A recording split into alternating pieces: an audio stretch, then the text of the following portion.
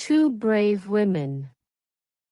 There are heroines on the North Arkansas border who don't have medals on their heads and martyrs, in whose hands are no palms, who went through terrible hardships, being alone, and stress, and to whom our recent war seems like a bad dream.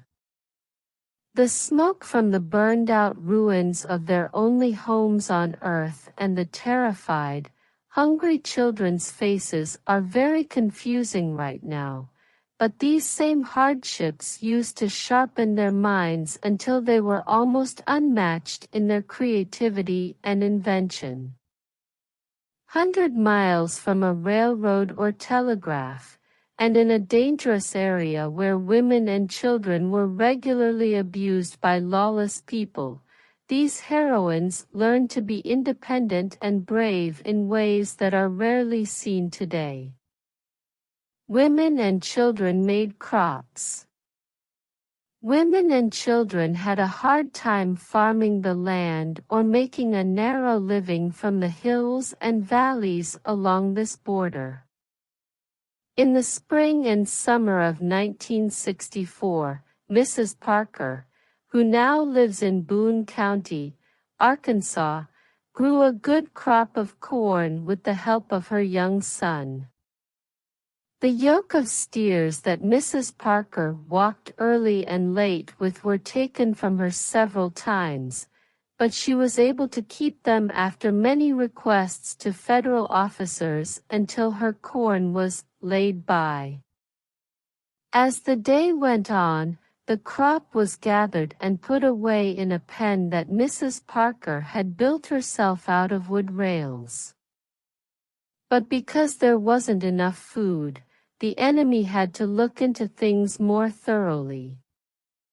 So this noble woman dug a hole herself and put a hogshead with 12 bushels of corn in it. She carried the corn from the pen in the woods, shelled it, and put it in the hogshead. Then she covered it so skillfully with dirt and leaves that it was hard for her to find her treasure.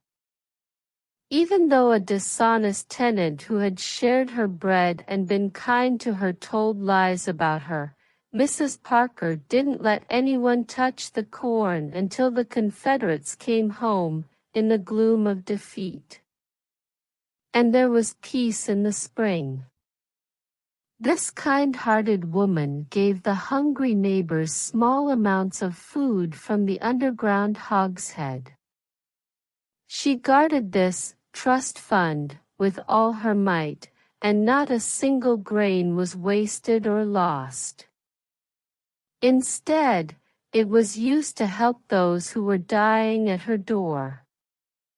Privations born with a smile. The boys in front were the first thing that was thought about. Once their needs were met, only what was left could be used by those at home. For Southern women, not having something was like religion.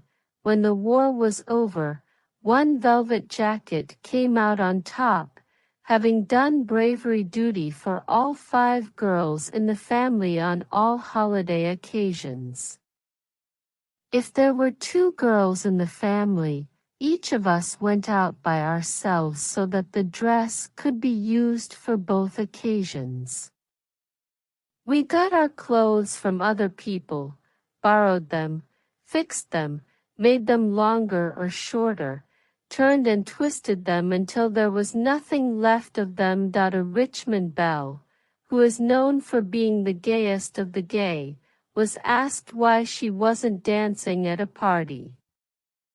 As she was dancing, she said, "Thank goodness I can still breathe. I'm afraid to laugh because I don't want to ruin this girl's dress, which is all she has."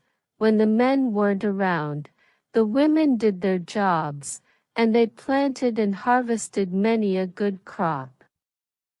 2 Georgia women did what no other woman in the world has been credited with: cleaned out a well, and did it well.